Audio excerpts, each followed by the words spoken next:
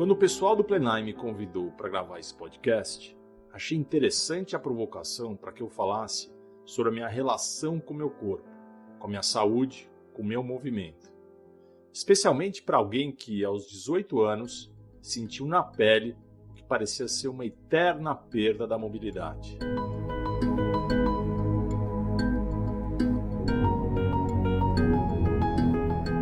Conhecer o Rodrigo é entender o significado da palavra inspiração. Um assalto, um tiro, uma mudança drástica do percurso, o que seria para muita gente motivo para deprimir e se fechar, foi o motivo que fez com que ele se abrisse para o mundo e criasse caminhos para a inclusão de tanta gente que precisa. No final do episódio, você ouvirá reflexões do Dr. Vitor Stirnemann para te ajudar a se conectar com a história e com você mesmo. Eu sou Geise Diniz e este é o podcast Plenai. Aproveite este momento. Ouça e reconecte-se.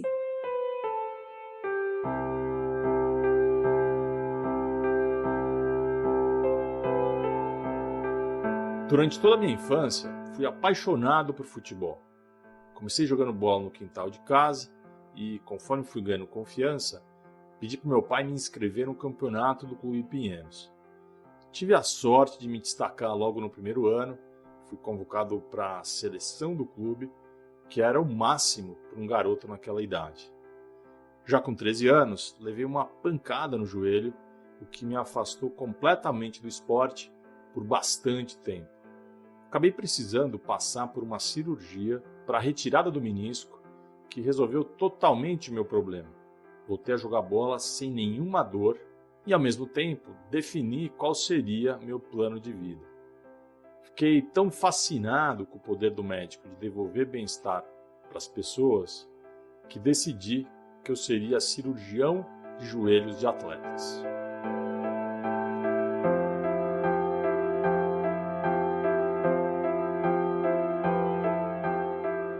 Na época, meu médico tinha fortemente recomendado que eu balanceasse o futebol com algum esporte que não gerasse impacto no joelho e que me desse massa muscular. Lembrei que um primo mais velho tinha experimentado o remo recentemente e tinha adorado. E aí fui eu lá para a raia da USP, onde ficam as instalações de todos os clubes de remo de São Paulo. Logo de cara, criei uma enorme curiosidade e motivação por aquele esporte que, no meu imaginário, formava atletas indestrutíveis, incansáveis. Quer dizer, um universo extremamente sedutor para um adolescente em busca de novidade.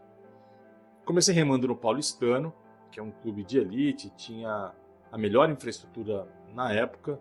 Nosso treinador se chamava Hércules. Acho que nenhum nome pode ser mais apropriado para descrever um personagem que era um mito na raia.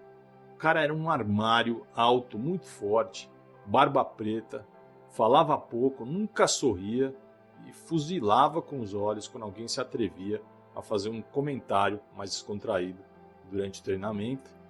Eu achava aquilo tudo muito divertido, me sentia meio que num filme, mas levava super a sério, era bem Caxias, com horários, esforço, etc.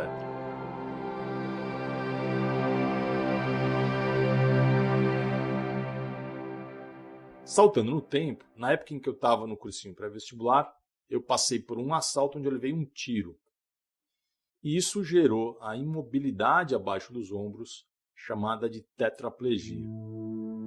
Fui obrigado a abandonar os estudos e canalizar todo o meu tempo para diversos tipos de fisioterapia.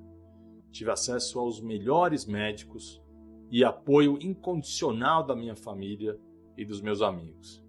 Em nenhum momento me faltou ajuda. Me lembro que toda noite a sala de espera do hospital ficava abarrotada de gente querendo me ver, querendo ajudar de alguma forma. Além disso, minha história com o esporte foi decisiva para que eu conseguisse sobreviver, especialmente pelo remo, que trabalha muito resistência e saber não entregar os pontos. Teve uma passagem muito marcante com meu pai. No dia do assalto, logo que ele chegou no hospital e me viu na maca, num limite entre vida e morte, muito fragilizado, ele segurou no meu braço e disse: "Filho, fica tranquilo, faz a sua parte, a gente vai fazer a nossa e a gente vai vencer isso tudo. Isso passou a ser meu lema diário, que me influencia até hoje.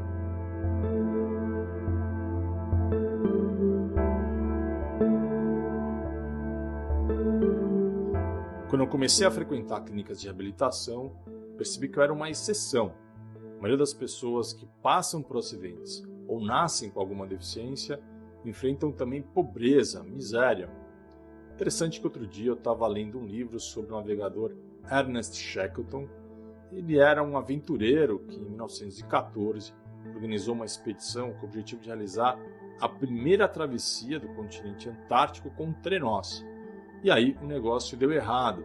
Antes de chegar no ponto de desembarque, o mar congelou e eles ficaram presos por 9 meses no navio, até que a pressão do gelo arrebentou com a estrutura do barco e eles tiveram que passar um tempo enorme vivendo em cima de placas de gelo, condições extremas, temperaturas muito baixas, ventania, muita umidade.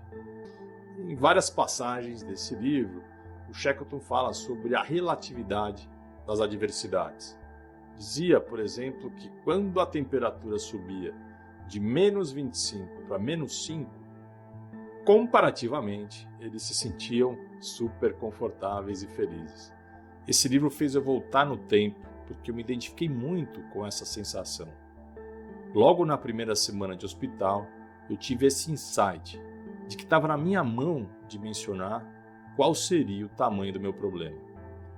Em relação ao que não tinha nenhum suporte, me via ali como uma pessoa extremamente privilegiada. E aí, mais para frente, o desejo de retribuir tanta coisa boa que eu tinha recebido, combinado com um sentimento de indignação por ver que muitas famílias não tinham como pagar as despesas do tratamento dos seus filhos, em casos muito complicados, resultou na criação do Instituto Rodrigo Mendes.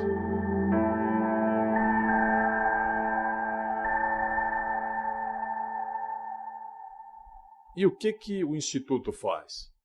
A gente trabalha para que nenhuma criança ou adolescente fique de fora da escola por causa de uma deficiência.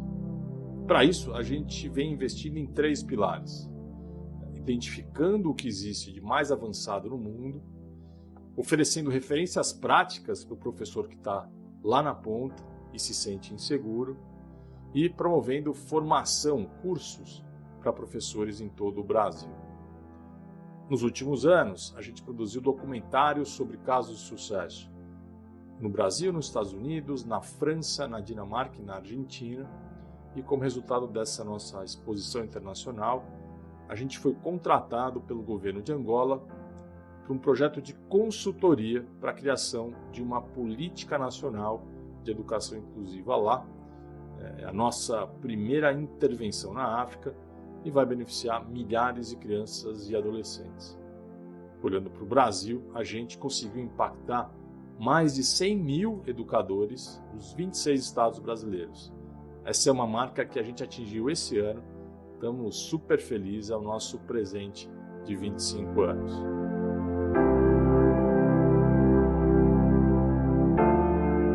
Voltando à provocação do plenário, será que a minha relação com o meu corpo mudou nesse tempo todo? Será que quando eu era atleta, o meu corpo exercia maior influência sobre a minha identidade? Ou ainda, será que a minha nova condição me levou a ser mais desprendido do meu corpo? Para começar, eu acho que a separação corpo, mente e espírito tem uma função meramente didática. Serve para a gente tratar das diferentes dimensões que nos compõem de uma forma mais organizada. Mas, objetivamente, a nossa existência se dá pelo corpo. É por meio dele que somos percebidos, que a gente deixa a nossa marca, mesmo que a gente continue a existir na memória dos outros depois da morte. E isso independe da nossa crença pessoal sobre questões metafísicas e religiosas. Quer dizer, eu continuo intrinsecamente ligado ao meu corpo. E o fato do meu corpo ter mudado não significa que minha essência tenha mudado. Eu sinto que ela foi preservada.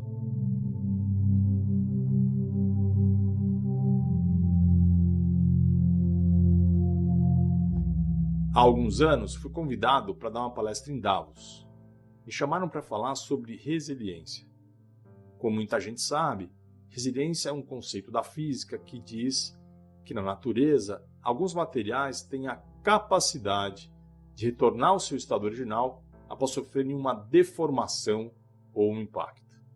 Os americanos gostam de chamar isso de bouncing back, que é o movimento que uma bola de borracha desempenha quando é arremessada contra uma superfície rígida.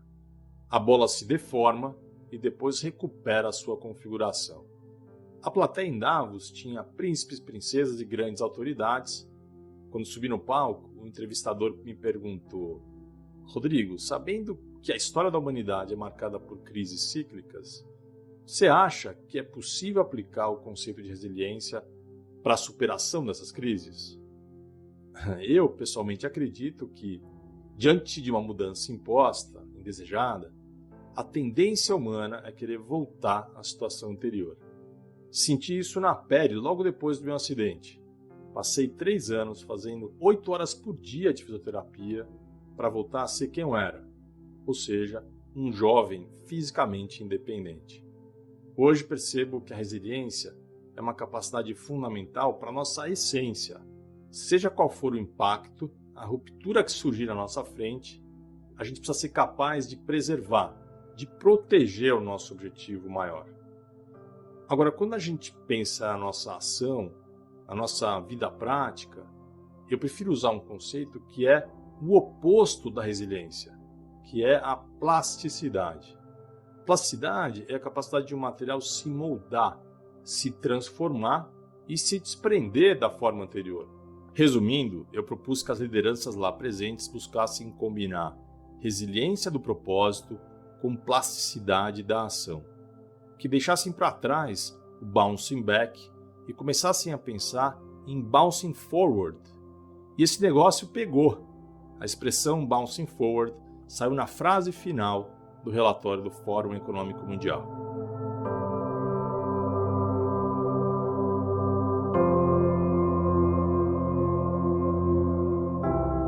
Voltando para a questão da mudança do meu corpo, de certa forma, acho que é isso que eu venho fazendo nesses anos todos. Me reinventando, mas blindando a minha essência. Os caminhos para eu atingir meus objetivos vão se modificando com o tempo, mas o meu norte segue sendo o mesmo.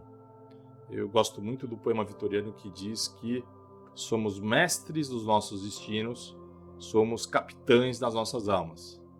Apesar da enorme incerteza que está sempre ao nosso redor, da impossibilidade da gente controlar as coisas, daquilo que os budistas chamam de impermanência, me ajuda muito pensar que a nossa intenção, o nosso objetivo maior, está sob nosso controle. Não importa quantos tiros, quantos trancos a gente leve.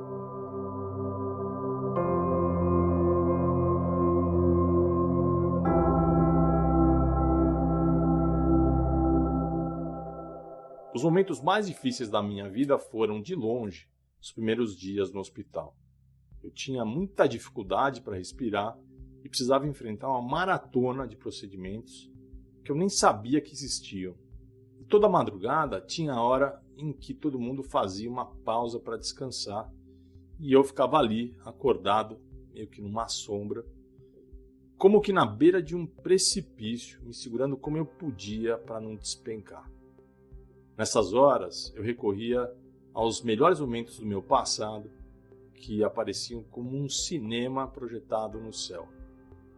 Eram sempre momentos marcados por leveza e afeto.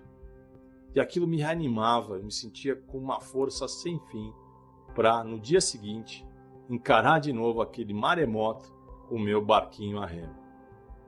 Me dá muito prazer saber que eu, minha equipe, meus conselheiros, nossos parceiros, quer dizer, uma legião de pessoas trabalham para melhorar a educação do país, para que todo mundo esteja no jogo e tenha a chance de marcar um gol, ao invés de passar a vida toda no banco de reservas, ou pior, escondido no vestiário. Uma das estratégias que eu adoto para manter o meu foco no meu propósito é me lembrar de uma noite, quando eu estava no primeiro ano de faculdade, em que eu perdi o sono e resolvi ligar a TV, estava sendo transmitida a cobertura de um encontro mundial de grandes cientistas, filósofos e líderes religiosos. O objetivo era discutir o futuro do planeta. Os argumentos eram hiper sofisticados até que, num dado momento, a palavra foi passada por Dalai Lama. E aí, com muita simplicidade, ele falou que é uma ilusão discutir sustentabilidade sem que a gente primeiro reconheça que todos os seres humanos são interdependentes. Gosto muito dessa visão de que se o nosso vizinho está passando por um sofrimento, de alguma forma a gente também vai ser afetado por esse sofrimento. Não importa a altura dos muros que separam as nossas casas. Eu realmente acredito que a gente precisa ser capaz de devolver tanta coisa boa que a vida oferece para a gente todos os dias e trabalhar duro para que as coisas melhorem. Melhorem não só para a gente, mas para cada vizinho desse bairro planetário chamado Terra. Acho que no fundo eu continuo seguindo o pedido do meu pai, buscando fazer a minha parte.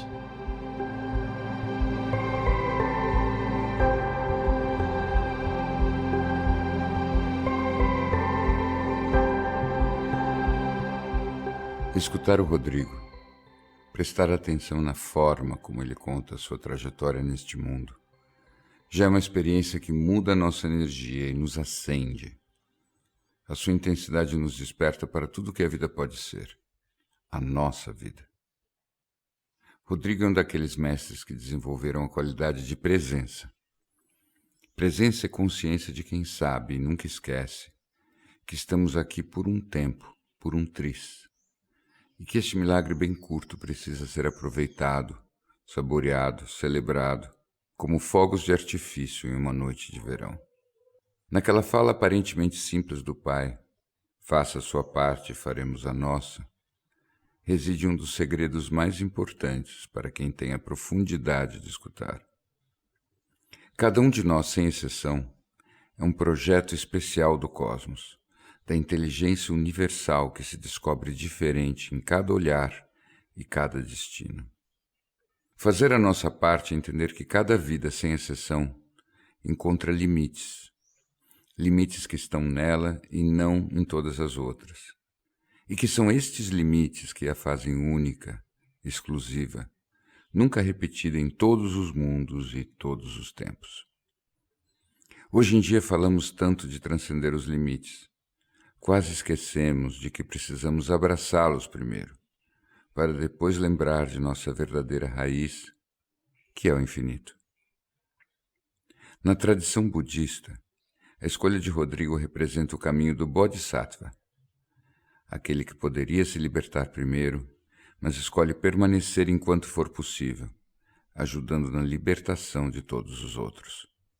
Nesta escolha, o capitão de nossa alma nos ajuda a superar a última ilusão, a de que existe um destino nosso que não seja também o de todos os outros.